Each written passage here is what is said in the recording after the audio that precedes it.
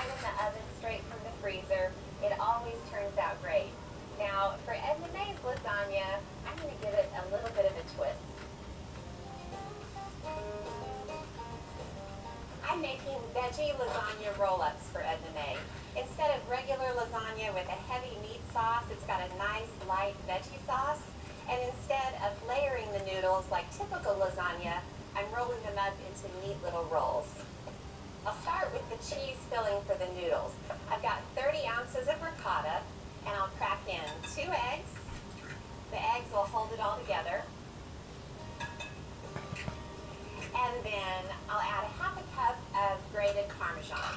This adds a nice sharp flavor. That's about half a cup or so. And then to season it up, just some salt and pepper. You can go pretty heavy on the pepper, it makes it extra good. Okay, now I'll just mix this around. Now I want to give it a little extra flavor and some freshness, so I'll mince up some parsley. I love this lasagna. It's actually a version of the lasagna I used to make when I was a vegetarian. I was once a vegetarian.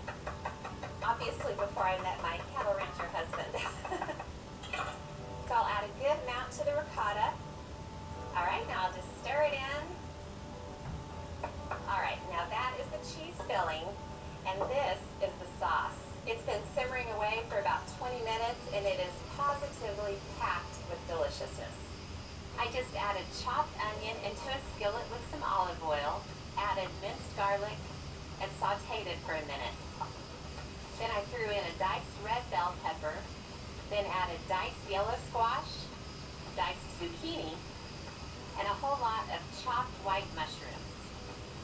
Then I poured in a big can of drained diced tomatoes and some tomato paste, then gave it a stir.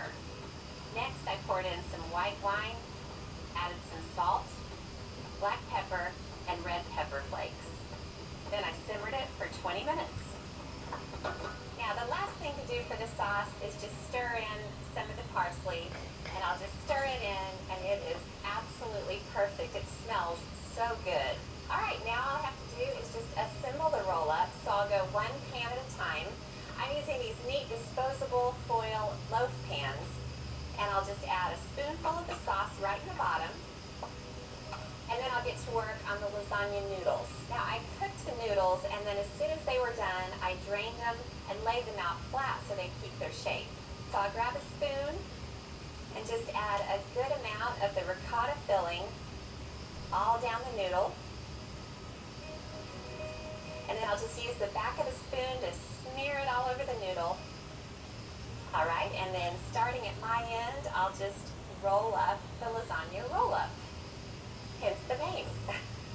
And I'll just lay it in the pan. This is the perfect size for 3 lasagna roll-ups, and it's the perfect size for 1 person. All right, we'll get to work on the second one. I tell you, these disposable foil pans are a lifesaver when it comes to freezer cooking.